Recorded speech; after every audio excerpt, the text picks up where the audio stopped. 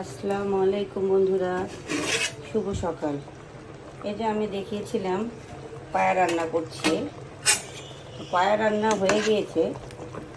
এটা আজকে খাওয়া যাবে। রান্না মোটামুটি শেষ, খাওয়ার আয়োজন চলছে।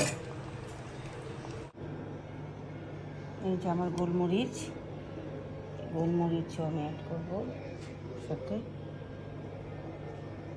পায়ের সাথে লেবু, কাঁচামরিচ, পেঁয়াজ কুচি, আদা কুচি, ধনে পাতা কুচি, গোলমরিচ, বিট লবণ, গরম মশলা, আপনারা যে যেটা পছন্দ করেন সেভাবে অ্যাড করে নেবেন। আমি এগুলো অ্যাড করব, তাই আমি এগুলো দেখাচ্ছি।